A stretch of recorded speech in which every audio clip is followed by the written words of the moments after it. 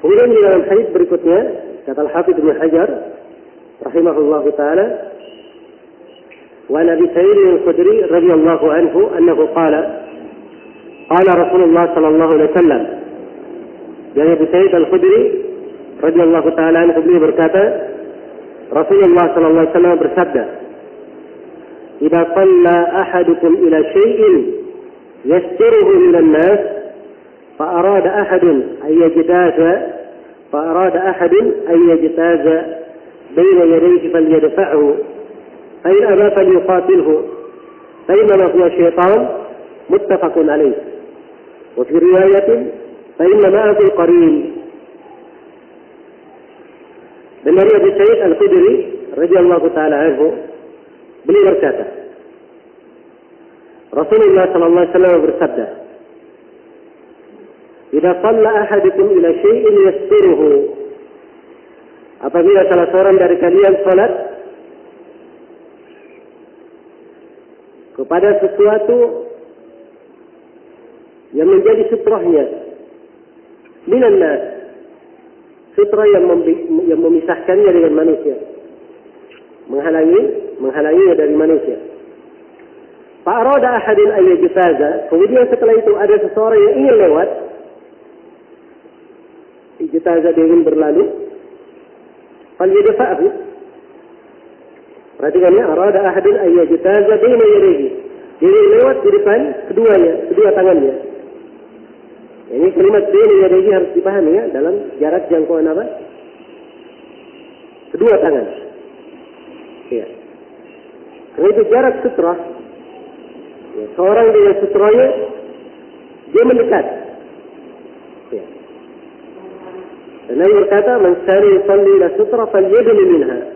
Siapa yang salat kepada sutra, hendaknya dia mendekat. Dia mendekat. Berapa kadar dekat di antara dia dan antara sutra? Ada beberapa riwayat. Sebagian riwayat menyebutkan antara Nabi dan sutranya, Nabi ketika sujud itu ada seperti mungkin kambing bisa lewat. Ya. Kambing bisa lewat. Dan di sebagian riwayat disebutkan bahwa jarak beliau antara kaki beliau dan sutra itu jaraknya 3 dira, 3 hasta. Saya sudah sebutkan tadi, 1 dira dari ujung jari tengah sampai ke mana? Ke siku. Ya, ukurlah 3 kali. Ya, 3 kali ini itu jarak antara dia dan antara apa? Sutra. Dan ini jarak yang dekat. Jarak yang apa? Jarak yang dekat. Ya. Karena itu sutranya dia biarkan dekat. Nah, fa'arada ahadun an yajtaza. Ini salah seorang dari kalian hendak, salah seorang ingin lewat di depannya. Falyadfa'hu, hendaknya dia tahan. Kalau ingin lewat dia tahan. Fa in aba falyuqatilhu. Kalau dia tidak mau, maka hendaknya dia lebih keras lagi menahannya. Ini saya bahasakan, hendaknya dia bersungguh-sungguh menahannya. Ya. Jelas ya? Jangan di sini diartikan falyuqatilhu, hendaknya diperangi. Ya. Qital bermakna memerangi. Ya. Bukan itu yang dimaksudnya. Artinya dia bersungguh-sungguh menghalanginya. Ya. Karena sepakat para ulama, kalau dia maksa lewat, sepakat para ulama tidak diperangi dengan senjata dia. Ya. Bahan yang disepakati. Tapi ditahan dengan sungguh-sungguh. Ya. Ditahan dengan sungguh-sungguh. Baik.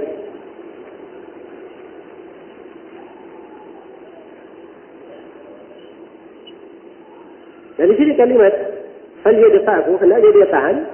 Ya, dia boleh tahan seperti apa saja. Ya. Yang lebih khusyuk bagi dirinya, sebab dia dalam salat. Ya. Dekatnya dia tahan pakai tangan. Ya, kalau dia salat misalnya orang tua salat pakai tongkat, ya dia tahan pakai tongkat, tidak ada masalah. Jelas ya? Adapun kalau ditahan pakai kaki, ini saya kira mengganggu kehusukan salat. Ya. Jelas ya?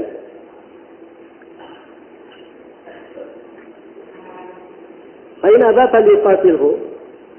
Kalau dia tidak mau, maka hendaknya ditahan dengan sungguh-sungguh.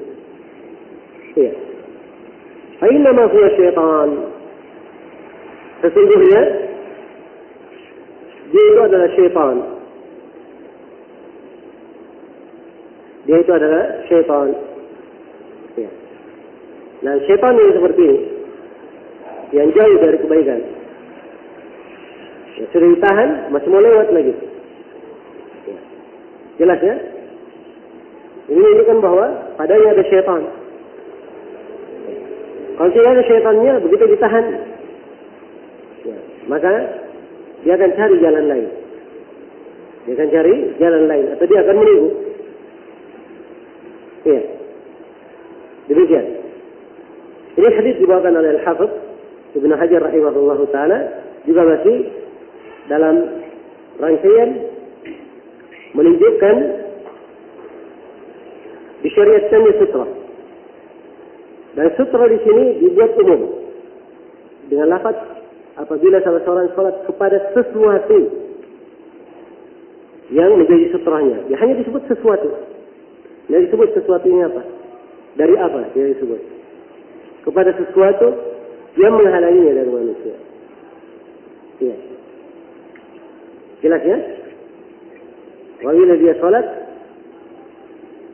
ya, kepada sesuatu yasturuhu minan nas, yang menjadi sutrahnya, menghalangi dia dari manusia. Fa arada ahadun an yajtaz. Lalu salah seorang ingin lewat. Ingin lewat. Nah, baik. Ini penyebutan keadaan ya. Dan keadaan syariat merinci.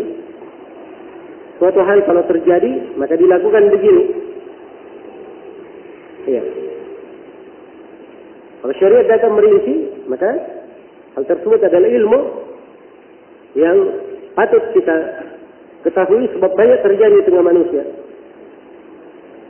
Banyak terjadi di tengah manusia. Nah, hadis ini juga menunjukkan kalau seorang sudah meletakkan sutra di depannya, maka dia sudah aman dari orang yang berlalu lalang. Panjang tidak berlalu antara dia dan antara sutranya. Iya. Nah, hadis ini juga menunjukkan pentingnya menjaga sutra.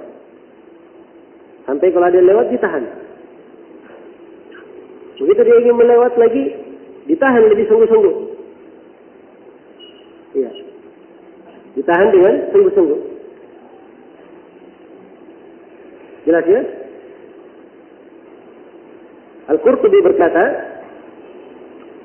menahannya bisa dengan isyarat. Dia kasih syarat misalnya, menahan. Ya. Atau dia menahan lembut. Ya. Ada yang mau lewat, dia tahan lembut misalnya. Atau dia beri isyarat. Ya. Lembut dia menahannya. Sebab orang namanya lewat, kadang dia tidak tahu, tiba-tiba ditahan kaget, dia mungkin saja akan marah. Ya. Dan dari kemarahan ini dia ditunggangi oleh syaitan. Jelas ya? Karena itu dia menahan dengan cara mengingatkan, ya, supaya tidak lewat. Nah, kalau dia tetap mau lewat, nah ini baru ada syaitannya. Ya, caranya lain. Ya, jangan baru mau lewat langsung dikasih gini, tinju depannya. Ya. Jelas ya? Ini namanya mengajak beradu. Ya. Nah, ini yang menyebabkan kadang terjadi ya, permasalahan. Ya, dan ini sebagian orang kadang seperti yang dikatakan Rasulullah, betul syaitan.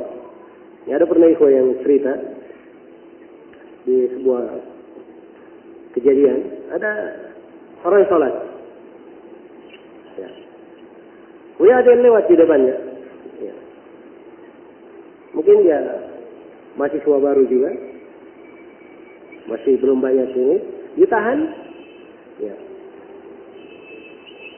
Nah, ditahan dia ngotot mau lewat, terus dia lewat. Ya. Ditahan, tetap dia mau lewat. Begitu tetap ditahan, dia lompat. Ya. Melewatinya. Ya, ini saya nggak tahu bagaimana dalam proses menahannya. Tapi ini betul-betul syaitan ini. Maka orang yang sholat ini tadi, setelah selesai sholat dia marah. Dia datangi tadi orang yang lompat itu. Dia katakan, kamu adalah syaitan. Maka dibalas oleh orang yang lompat ini. Dan kamu adalah syaitanah. Ditambah tak marbuta. Iya, saya syaitan laki-laki, kamu syaitan perempuannya. Ya. Jadi perhatikan ya, kadang ada sebagian manusia seperti itu. Nah, itu Nabi sebutkan perilakunya seperti apa? Syaitan. Ya. Jauh dari kebaikan. Ya, ini orang yang sholat sudah tahu dia tahan, subhanallah, disibukkan sedemikian rupa. Harusnya dia punya hati yang baik. Ya, ini orang sedang beribadah kepada Allah. Kan begitu? Ya. Maka tuntunan-tuntunan syariat kita ini mengingatkan akan etika-etika dan bagaimana seseorang itu berakhlak, ya, yang semestinya sebagai seorang muslim. Fa'in aba falyuqatilhu. Kalau dia tidak mau, maka hendaknya barulah dia tahan yang sangat keras. Ya. Lebih keras dari yang pertama. Jadi kata Al-Qurtubi, dia tahan dulu dengan isyarat, dengan lemah lembut. Ya. Tetap dia lewat, dia tahan lebih daripada yang pertama. Dan kata beliau sepakat bahwa tidak diperangi dengan senjata. Bukan makna diperangi di sini, ya, menahannya dengan sungguh-sungguh. Bukan artinya, ya, artinya diperangi betul dengan senjata. Atau diajak berkelahi, tidak. Bukan itu. Tapi ditahan. Nah, kalau setelah ditahan ternyata tetap lewat, ya, maka la yukallifullahu nafsan illa wus'aha. Allah tidak membebani seseorang kecuali sesuai dengan kemampuannya. Nah, kemudian di dalam hadis ini juga, ya, begitu orang yang melewati ini disebut syaitan, ini menunjukkan besarnya dosa. Orang yang berlalu lewat di depan orang yang salat. Ya. Dan ini pembahasan tentang sutra secara umum ini kita bisa memetik pelajaran umum dalam pembahasan salat. Bahwa salat itu dijaga dari segala perkara yang bisa menyebabkan salat itu kurang.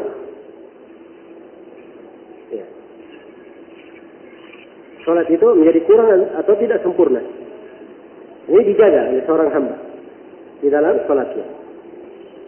Segala hal yang bisa melalaikannya, ada orang yang berlalu di depannya melalaikannya. Maka segala perkara yang bisa melalaikannya dari salat dia jaga. Jangan sampai hal tersebut mengurangi pahala salatnya. Iya. Kemudian syaitan yang lewat ini, katakan dia adalah syaitan. Ini syaitan dari jin atau manusia ini? Hah? Tentunya manusia. Lewat di depannya adalah apa? Manusia. Ya. Ini menunjukkan bahwa manusia itu juga disebut syaitan pada sebagian manusia. Ya. Karena syaitan itu ada dari kalangan jin dan ada dari kalangan manusia. Allah Subhanahu wa taala berfirman, "Wa kadzalika ja'alna likulli nabiyyin aduwan syayatin al-insi wal jin." Demikianlah kami jadikan pada setiap nabi ada musuh. Syaitan dari kalangan jin dan manusia. Apa dari kalangan manusia dan jin? Didahulukan penyebutan manusia. Kemudian jin. Ya, sebab syaitan dari kalangan manusia ini kadang lebih berbahaya. Syaitan dari kalangan jin tidak nampak oleh manusia. Tidak kelihatan. Tapi ini syaitan manusia ada di depannya. Ya. Jelas ya? Dia kadang syaitan. Tapi pakaiannya adalah pakaian penasihat. Kadang pakai jubah, pakai kopiah, tapi syaitan. Ya. Jelas ya? Demikian.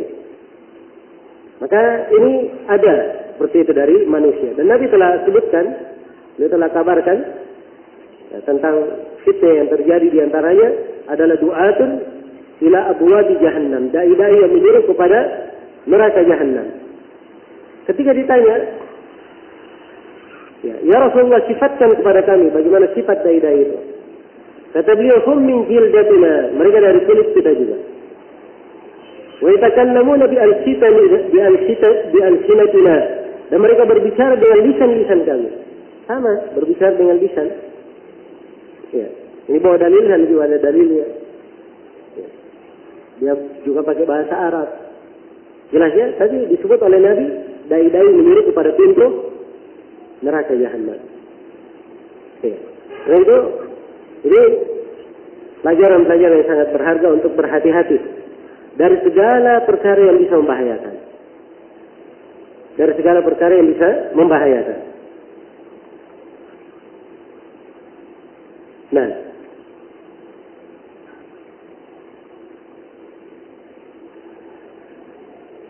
dan di dalam hadis ini juga menunjukkan bahwa seseorang di dalam sholat boleh melakukan gerakan kalau gerakan tersebut diperlukan. Tentunya ketika dia menahan, itu gerakan atau tidak? Gerakan. Dia boleh ditahan lagi, gerakan atau tidak? Gerakan lagi. Boleh seorang melakukan gerakan sepanjang itu untuk menjaga kesempurnaan sholatnya. Ya. Atau sepanjang gerakan itu adalah hal yang diperlukan di dalam sholat. Hal yang diperlukan di dalam sholat. Baik. Selesai sudah hadis Abu Sa'id Al-Khudri. Kemudian dalam hadis berikutnya kata penulis rahimahullah,